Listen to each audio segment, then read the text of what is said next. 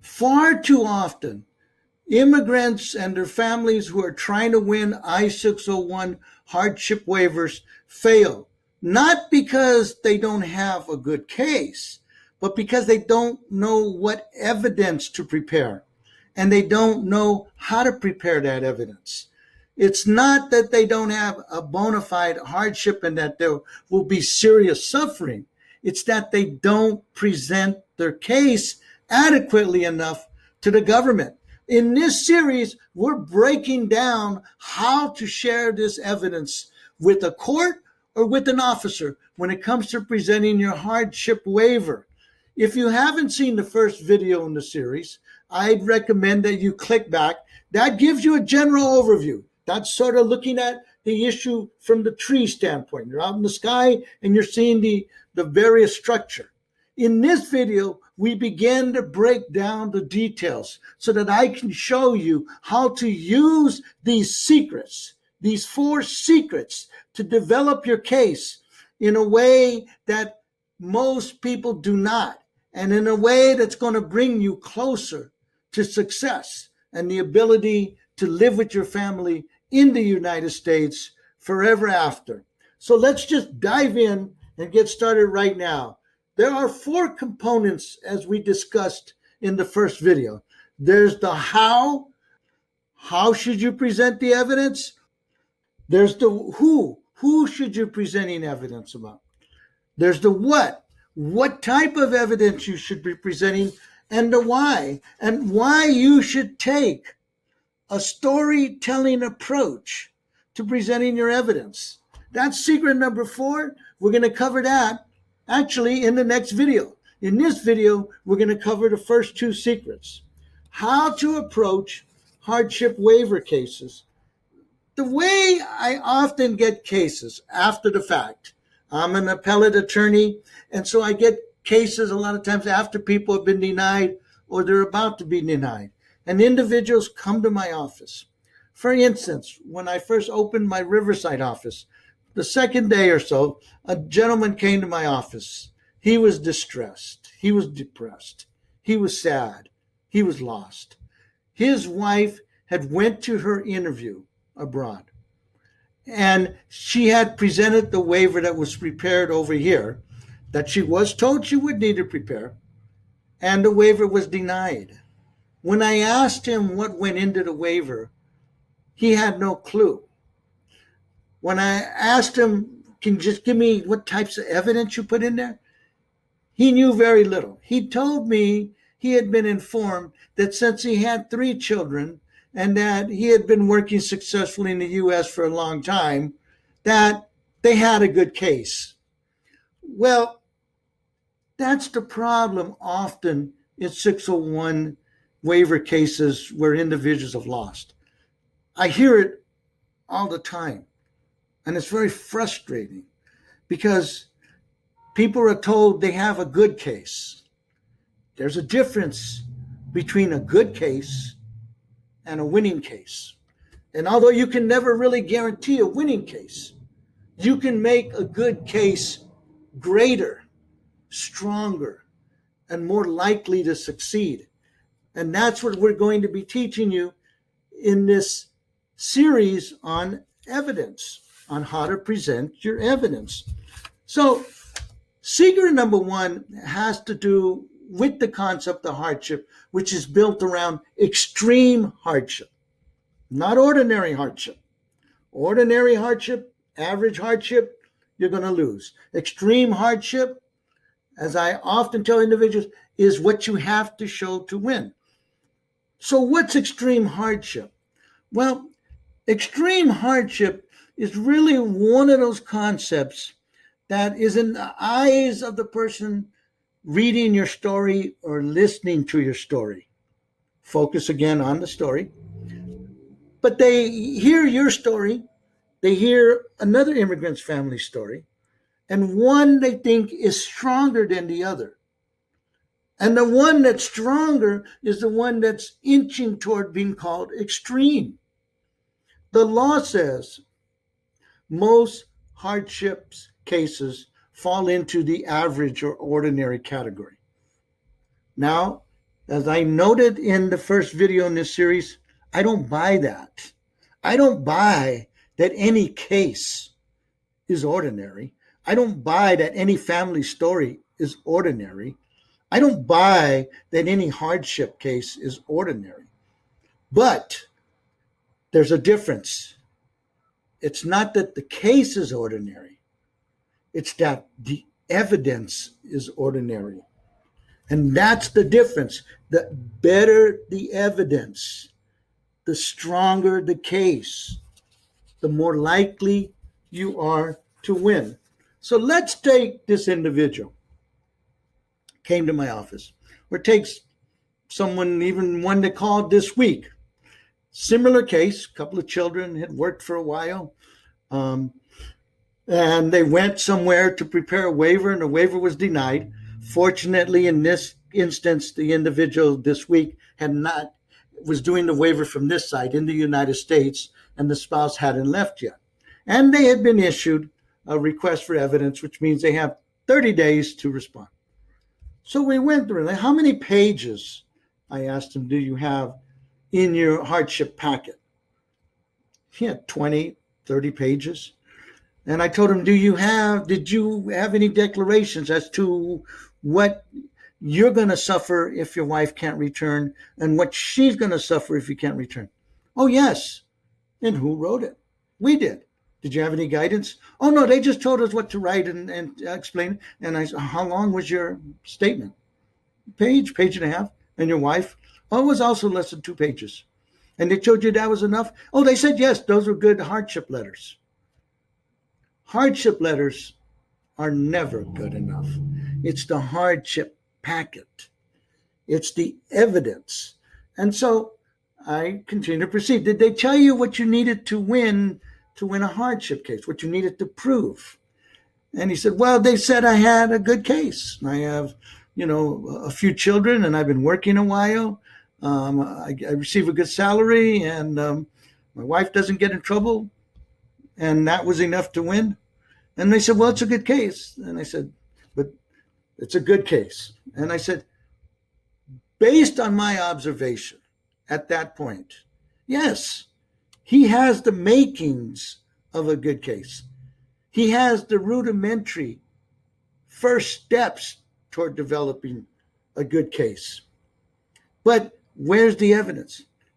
Did you present any evidence? I asked him about your children being in school. No. You know report cards? Nope. Have your children won any awards in school? I asked him. He goes, oh, yes, they win a lot of awards. They're A students, and they get good grades in most of their subjects. And did you present any of the evidence of those awards? No. Did you get any letters from the principal or teachers of theirs to say how good of a student they are? No. I asked him, do you or your wife participate in any school activities? He said, yes. She's the president of the PTA. And did you present any evidence on that? No. And what types of events does she participate in? Well, she raises money for the school. She helps the sales, the bake sales. And I said, and you? Oh, yes, I help the school out. Can you tell me how you've helped the school out? Well, I've built the fence for the school, and, I'm pretty good at barbecues. When they do hamburgers and hot dogs and they have fairs and carnivals, I'm always volunteering to be a chef. And did you present any evidence of that? No. They didn't ask you to? No. Did they ask you any questions about that? No. Is there anything else that your children participate in besides school? Oh, yes. My daughter, is a really good swimmer, and she competes in a lot of competitions throughout the county. Really? And did you present any evidence on that? No. Any awards? No. Do you have videos or pictures? Oh, we have a lot of those. Did you present any of those? No. And your son? Oh, my son plays soccer and baseball. And do you have any pictures on that? No. Did you receive awards for that? Yes. In fact, he was voted to the All-Star team. Did you present anything on that? No. Have you or your wife ever helped out with the kids' team? Oh, yes. My wife is the mother of the Little League team that puts together all the other mothers so that they can do events for the kids and the team. Really? And did you present any evidence of that? No. I looked at him, and it's like you have more than just the minimum amount of evidence. You're not telling your story, or whoever helped you didn't tell your story. So we proceeded. So tell me what you do for a living. Well, I've been working at this job and I've gotten a couple of promotions. Okay. Any special training? Yes, they sent me for a couple of weeks to school in Chicago. And then another time I had to go to school in Seattle for about a week. And I've been elevated and I'm a manager now. And what's your background? Oh, I was born in another country. It was English. Were you fluent in English when you arrived? No, I had to learn English. I got my green card through my parents, and I was a pretty good student, but I went into a career. I didn't go to college. And so now that you have this career with this job you're holding, what are your career plans? You have more career plans? Yes. In fact, I just started junior college. I'm in my second semester because I want to learn some specialized office skills so that I can advance even further in the school. Yes. And what happens, I asked him, if your wife can't come back to those classes? Are you going to be able to do those classes and take care of your children? Oh, no, I'm very worried about that. I'm worried because if she doesn't come, I can't even work the hours I've been working. I don't know if I can remain in my managerial position. I could be in a real problem. Do you have anybody that can do childcare, any family members that can help you? Well, my mother's real ill. She's a permanent resident. She's still alive. My father's not alive, and she lives in the city, but she's not really healthy enough to take care of my kids. In fact, I take care of her. We visit her 2 or 3 times a week. My wife visits her during the week when I might be at work, and she cooks for her. She cleans her house. She takes her grocery shopping. She takes her to the doctor. Was any of that evidence explored in the hardship waiver? No. The quality of the evidence is so critical. It's not that there is an extreme hardship right there, but where's the evidence? And you can't just say that. Even if you were to write that in a hardship letter, that would never work because he needs to present a hardship packet backing up everything he says. Just because he said it to me doesn't mean it's the absolute truth. Now, that doesn't mean I don't believe him. I do believe him. I'm just not sure that the government would accept it as the truth without more evidence. And that's why certificates, maybe his mother's medical reports, and all that can make a difference. But don't think it's the quantity of evidence that makes the difference. Focus on the quality, not the quantity of the evidence when you're putting together an I-601 waiver package. Now, a second secret that I talked about last week, and I'll try to be a little brief so that this video doesn't go too long, has to do with what we call non-qualifying relatives. Again, in the first video in this series, I talked about the difference between qualifying and non-qualifying relatives. And under waiver law, only certain family members, this is the WHO, qualify in terms of the government's analysis as to whose hardship counts. For instance, he's the spouse of an immigrant, and he's a U.S. citizen, so he counts. He would count even if he was just a permanent resident. The only other individuals who would count would be her parents, if they were citizens or permanent residents. Now, in this case, as I continued to probe the individual, I asked him about her family tree. And he said, yes, she has a mother and father still alive, and they're in the city. And I said, how does she interact with them? Does she interact with them similar to how she interacts with your mother? Oh, yes. Oh, yes. They're also very old. And she doesn't see them 3 times a week, maybe once or twice, but we always visit them on Sunday. We take them out to eat. They go to church with us. They're both, her mother uses a walker. Her dad has diabetes. And so we really help them. And they both live on really low income. So we contribute to them. We contribute a certain percentage every week of my check to help them out, to make sure that they have enough food and everything. Now, you see this individual's picture right here? It's emerging. Do you see this other hardship that would count right there? Her parents. And I asked anyone else, well, we actually are raising her sister's kids. Really? Yes. How did that occur? Well, her sister got in trouble with the law. She and her boyfriend did some bad things. Like what? They took drugs. And what happened?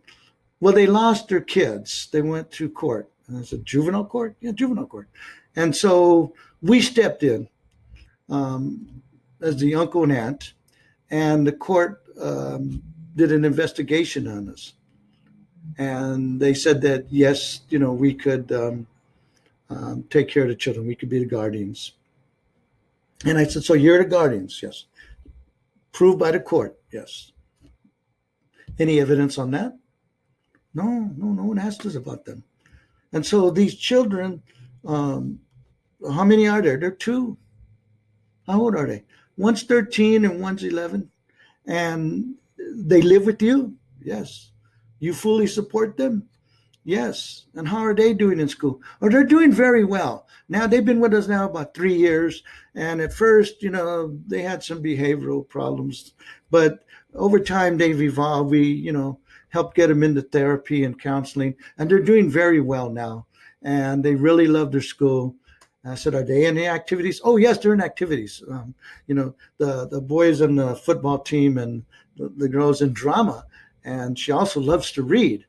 She's been at the library, reading contests, and she's teaching little kids how to read. And I said, did you use that evidence? No. But they're not qualifying relatives, right? You're just a guardian. Yes, they're not qualifying relatives. They're just. So that means, well, their hardship wouldn't count. Or for that matter, his own children's hardship wouldn't count. Because a qualifying relative has to be the husband, that's a citizen, or her parents that are permanent residents or citizens. Now, you can bring that evidence in, though. And you should certainly tell that evidence. And you should certainly develop that evidence fully. You bring it in, as I was talking about last week, through the back door. You do it indirectly. It's an indirect hardship. It's not a direct hardship to him, how her loss with those children, her role in taking care of them, guiding them, protecting them, mentoring them, feeding them, clothing them, is going to affect them. Not per se, not alone. What you do is you bring that evidence in through the back door so that you show how her loss is going to cause more problems for him. How is he going to be able to replace that? And if he doesn't, what's going to be the havoc that follows? Are the kids then going to become very disruptive kids? Are they going to lose their interest in school? Are they going to have mental and psychological problems? That's an indirect hardship. And here's that second key that you really have to know is that indirect hardships are crucial to winning I-601 waivers. Far too often, because a lot of individuals feel, well, indirect hardships don't count, so I'll ignore developing that. That's wrong. Wrong. That's wrong. Bring it in. Bring it in and develop it. So I hope I've helped you see that the way you present your evidence and what you present and how you shape it is very important to the success you're seeking. Very important to winning an I-601 hardship waiver. In the next video, we're going to return to the same concept of the same topic of evidence, but we're going to focus in now on the next two secrets. And again, because if you haven't watched the first two videos, go back and watch it, and you'll have some advanced knowledge where I'll be going in that presentation. In the meantime, think about your case very carefully. Make sure, if you're using someone to help you, or if you're doing this on your own, that you're really carefully thinking about these secrets and you're thinking about your evidence. It's crucial. Crucial, crucial, crucial. Take care. Have a great day. Until the next video, good luck. Thanks for watching. Know someone who might be interested in this video? Then please take a moment to like and share it with them. Also, if you would like more videos on immigration, just click on the subscribe button. And here's a little bonus, a short guide that you can download for free by clicking on the link on the description box or the square-shaped image. Plus, if you have ideas for videos you'd like to see, write a short comment below or feel free to contact me at carlos@VitaraImmigrationLaw.com. My name is Carlos Vitara. I appreciate your time, and hopefully we'll be talking again very, very soon.